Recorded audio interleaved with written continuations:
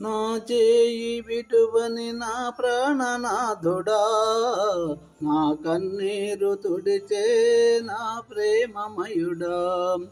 ఈ అరణ్య మార్గములో నీవే నా నీడవై నన్ను నడిపించుము, నా అడుగులు జారనీయక. హల్లెలూయా హల్లెలూయా హల్లెలూయా ఆమేన్. ప్రభువునందు ప్రియమైన దేవుని బిడ్డలారా, ఈరోజు ప్రభువు మనకు ఇస్తున్నటువంటి అద్భుతమైన వాగ్దానం, నీవు వెళ్ళు ప్రతి స్థలమున నీ దేవుడైన యెహోవా నీకు తోడై ఉండును. ఈ వాగ్దానము యెహోషువతో దేవుడిచ్చిన వాగ్దానము. ఈ రోజు మనకు కూడా దేవుడు ఇదే వాగ్దానాన్ని ఇస్తున్నాడు. ఒక చిన్న కథ. ఒకసారి ఒక అడవిలో మంటలు చెలరేగాయి. జంతువులన్నీ ప్రాణభయంతో పరుగులు తీస్తున్నాయి. కానీ అక్కడ ఒక చిన్న పక్షి మాత్రము తన నోటితో చెరువులో నుండి నీటిని తెచ్చి ఆ మంటలపై పోస్తూ ఉంది.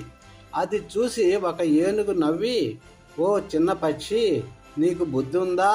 నువ్వు పోసే ఆ 2 చుక్కల నీళ్లతో ఈ మంటలు ఆరతాయా అని అడిగిందట. అప్పుడు ఆ పక్షి ఇలా అంది, ఈ మంటలు ఆరుతాయో లేదో నాకు తెలియదు, కానీ రేపు చరిత్ర రాసేటప్పుడు నా పేరు మంటలు ఆర్చే వారి జాబితాలో ఉంటుందే కానీ చూసి నీలాగా నవ్వుకునే వారి జాబితాలో ఉండదు అని అన్నదట. బిడ్డలారా, మీ ప్రయత్నము చిన్నదే కావచ్చు, మీ సమస్య అడవి మంటలంత పెద్దది కావచ్చు, కానీ మీరు దేవుని పక్షాన నిలబడి ఒక అడుగు వేస్తే ఆయన మీ వెనుక ఉండి ఆ మంటలను చల్లార్చే శక్తిని ఇస్తాడు. మీరు ఒంటరి వారు కాదు. మీరు వెళ్ళే ప్రతి స్థలములో ఆయన మీకు తోడై ఉండి నడిపిస్తాడు. చిన్న ప్రార్థన. మహోన్నతుడా, అద్భుతకరుడా, ఆలోచనకర్తమైన తండ్రి, నీకు వందనాలు.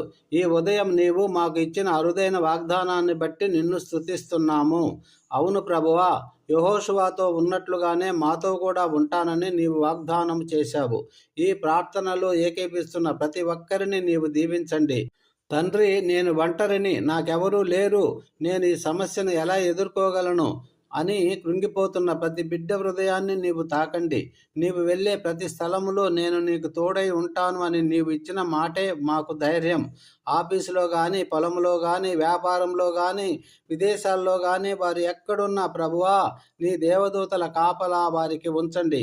ప్రభువా, ఇజ్రాయేలుల ముందు ఎర్ర సముద్రాన్ని చీల్చిన దేవుడవు.